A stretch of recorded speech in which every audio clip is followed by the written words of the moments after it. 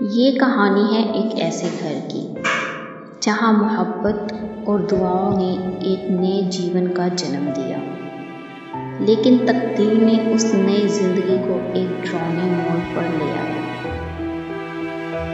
ایک شوہر اور اس کی بیوی، 10 سال تک ان کی زندگی بے اولاد گزری۔ ہر دعا ہر دروازے پر دستک دی، اور پھر ایک دن اللہ نے انہیں ایک بیٹی سے نوازا۔ ماں نے بہت ہی خوشی سے کہا، دیکھو ہماری بڑی، ہماری دعاؤں کا پھل۔ مگر خوشیوں کو نظر لگ گئی۔ کچھ ہی عرصے بعد گھر کا سہارا، اس کا شوہر، فوت ہو گیا۔ ماں اور بیٹی اکیلی رہ گئی۔ پیسہ تھا لیکن سہارا نہیں تھا۔ جب بیٹی 10 سال کی ہوئی، ایک عجیب سی بیماری کا شکار ہو گئی۔ ہاسپٹل، ڈاکٹر، علاج، سب کچھ فیل ہو گیا۔ ہر دن ماں کے سامنے بیٹی کمزور ہوتی گئی، اور پھر وہ پل آیا جب اس ماں کی گود خالی ہو گئی۔ ماں نے روتے ہوئے کہا، نہیں، میری بیٹی مجھے واپس چاہیے، میں اس کے بنا نہیں جی سکتی۔ دنیا بھر کے دروازے بند ہوئے، اور ایک دن ماں کو ایک بابا مل گیا۔ بابا نے کہا، تیرے لیے ایک راستہ ہے، لیکن یاد رکھ، جو زندہ ہوگا وہ انسان نہیں ہوگا۔ ماں نے بنا سوچے سمجھے کالا جادو کروایا۔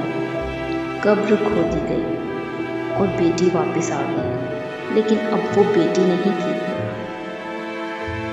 اس کی آنکھوں میں لال رنگ، اس کے ہونٹوں پہ خون، اور اس کے چہرے پہ ایک ضدی آتما کا سایہ۔ وہ اب ایک چڑیل تھی۔ ہر شخص جو اس کے قریب آتا بے رحم موت کا شکار ہو جاتا۔ شہر میں خوف پھیل گیا، اور ماں وہ بھی چھپ گئی۔ اپنی بنائی ہوئی مصیبت سے خود بھی ڈر گئی۔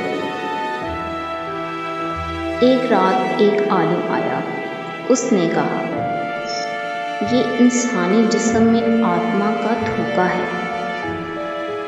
اس کا علاج صرف قرآن کے کلمات ہیں، مگر شرط یہ ہے کہ ماں اپنی بیٹی کو اپنی محبت سے آزاد کرے۔ ماں روتی رہی، لیکن اس نے ہمت کی۔ اس نے بیٹی کو گلے لگایا اور کہا، بیٹا تو میری دعا تھی، مگر اللہ کی مرضی کے خلاف میں تجھے زندہ کر کے غلطی کر بیٹھی ہوں۔ اب میں تجھے آزاد کرتی ہوں۔ کلمے کی گونج نے اس آتما کو جلا کر راکھ کر دیا۔ بیٹی کی روح کو سکون ملا، اور گھر کے اندھیروں میں روشنی پھیل گئی۔ زندگی اور موت اللہ کے ہاتھ میں ہے۔ جب انسان تقدیر سے لڑنے کی کوشش کرتا ہے تو محبت بھی ایک شراب بن جاتی ہے۔